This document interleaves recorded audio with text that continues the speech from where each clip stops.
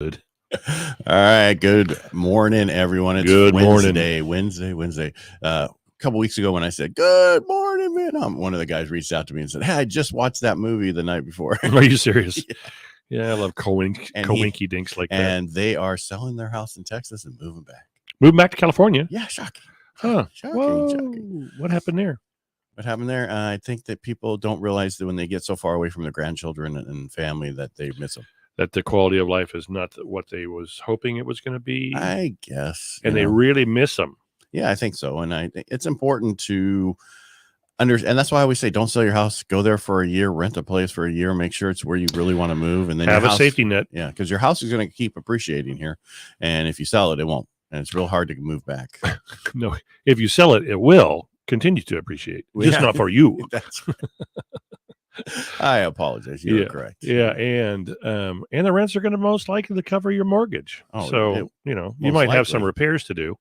Speaking of repairs, what about repairs? Are we going to talk about like ROI? Hey, you want to do that? Okay. What does ROI stand for? Rate on return, rate on investment, return on investment. I don't know. There's many different ways. Oh, I thought it was really old igloos. Is that what it is? Yeah. I don't know if you can see that real well. I can. My eyes are bad today. Yeah. Strangely enough, I'm supposed to wear glasses, but I can't find them. I think I found them. And what do they call it? A prescription, right? Yeah, I think so. Is not as corrective as it used to be, so I could actually see better without them. Really? Which probably means my eyes have gotten worse. My problem is on here, if I wear any glasses, it gets thrown off because I have so many screens that the other day when I was doing radio for Mike Douglas filling in on Monday, I put them on to reason, and I was like, I can't see anything. Right? It was too close. I hate when that happens. All right. So that says here, I can get over here. I'm looking over here because I can see this better. The top 5 projects with the greatest return on investment in the upscale cost category. I would not have picked garage door replacement. What if I would if it's one of those old ones with the springs? Yeah, but I still wouldn't have picked an 85% return on replacing a garage door. I think a lot of it also has to do with costs are a little bit more right now. Yeah, probably when these were printed. Yeah, I have no clue when this was printed. It's probably more like a 60%, but because everything's more expensive these days. Yeah. But entry door replacement, yeah, I can understand that if it's fiberglass. I wouldn't do fiberglass. No. What would you do? Wood? I do wood.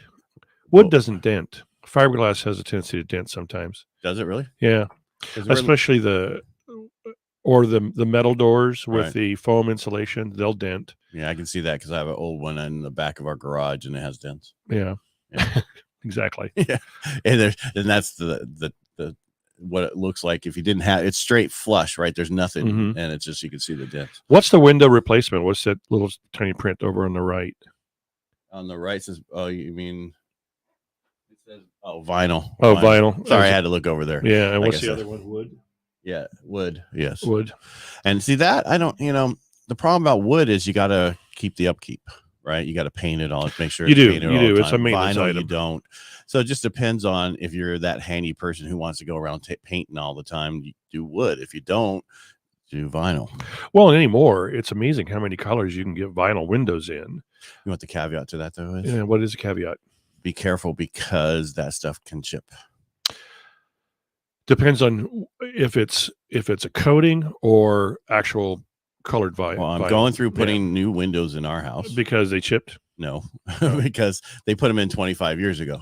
So they're vinyl, but they're all falling apart. Yeah, and there's all issues. So it's like, do I spend half the amount of this amount of money to get screens, this, and try to fix them, or do I replace them? Replace them. And I looked at, so of course Marcia did. This is her thing. We looked at vinyl. We looked at wood. We looked at the different colors. What black on the outside, white on the inside, all white, and then wood. Right. The difference is when I was told by the person selling to us, like, just be careful because these will chip eventually, and you're going to have to touch them up with the color. They'll give you the color, but just realize they will chip if things happen to them. I don't like that. No, any color because it's a coating over the vinyl, basically paint over it. Gotcha. It's not over metal. Maybe years ago when it was metal, it might be doing better, but I don't know. Some of the anodized windows, I still love those gold anodized windows, those single frame. Those are so pretty. Right. And I want to go back to your fiberglass door. Yeah. we're putting fiberglass out because we have French doors that go to the outside. They open out. So if we put wood, what happens if it's open during when it's raining? Because of course you want to have them open when it's raining. Well, I mean, they go a little you make wet sure and you damaged. seal the top and the bottom and all the other sides. But again, it's a maintenance thing. It's a maintenance thing. But if are they going to be in the direct? Are they under an eave? A little eave. Not a big eave. Yeah. And I had a set that we replaced and we kept it up, and it still had issues and starting to fall apart. Anytime you put a coating on any surface, it's still going to be a maintenance item. Right. And guess who doesn't like doing maintenance items? Is it Ed Parcaut? That is correct. Yeah. You win the prize today. Ding, ding, ding, ding. Oh, nobody, by the way, nobody won lottery last night. Now it's 1.2 million. 1.2 billion. Oh, that would suck to win. Your life would change. It'd be horrible. Would it be? Yeah. No. Amazing how many friends you would have. No. Yeah. That's why they don't come out and tell you. You can actually tell them not to release your information now. Yeah. That's what I would do. I put it all in a trust and say, I'm sorry, I have no access to it.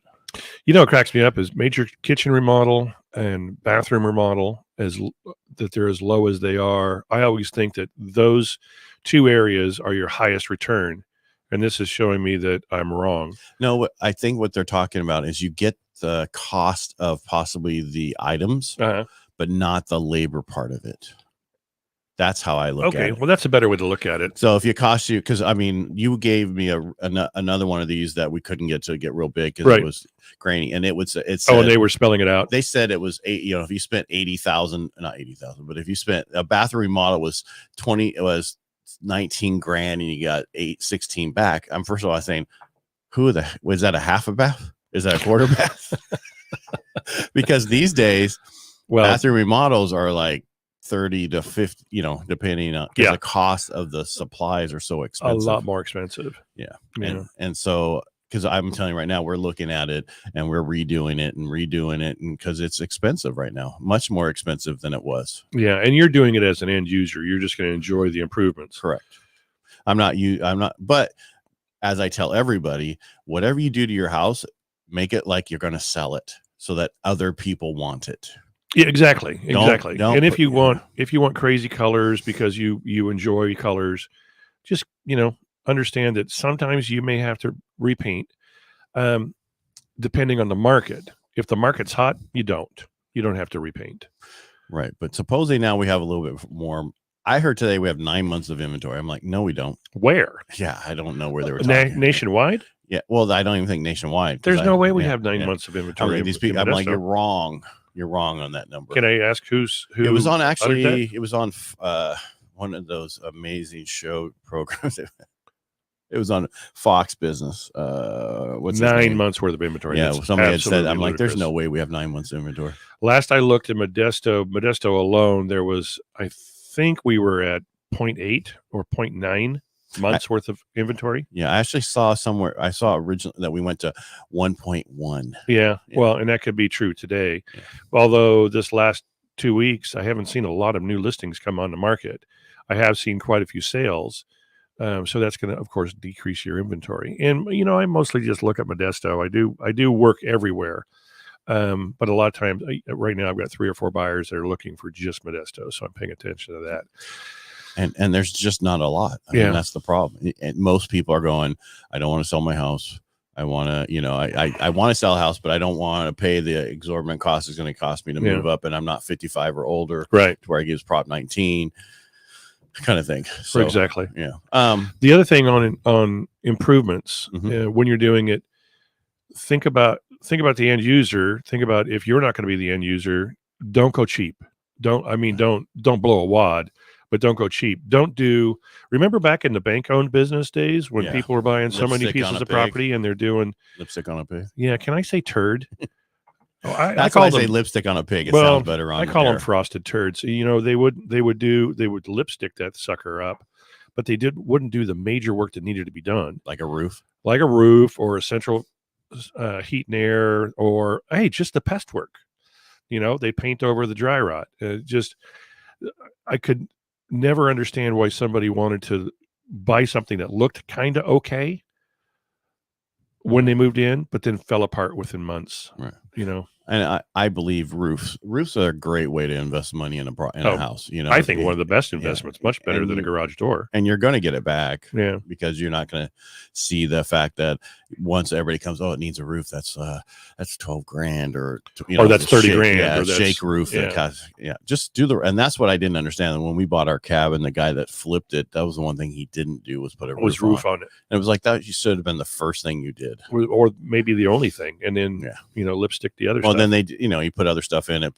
Made it look nice, but then put this tile in there that is the worst tile. It's rough. It's like that should be outside, not inside. Wow. Yeah, it's a cabin, but now so we're gonna ripping that out eventually. See, and that's exactly when I bought my last house. I hope it's my last house. I bought the last house. We were looking during that period, and I didn't want to buy any flip because I knew I would just rip every piece of work they did out and redo.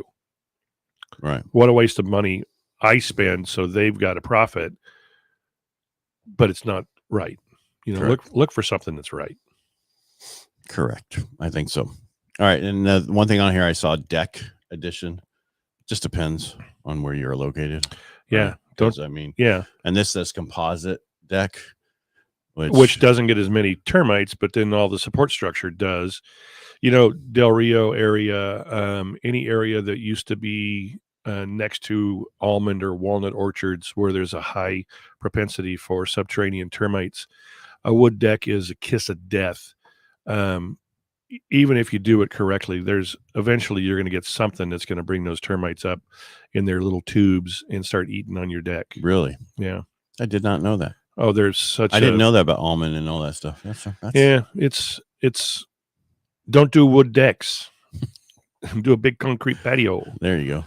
Well, I mean, up in the Tuolumne County and where you have to do that's all you have because it's a 2-story or whatever the way it comes off the hill. You're going to cantilever out, yeah.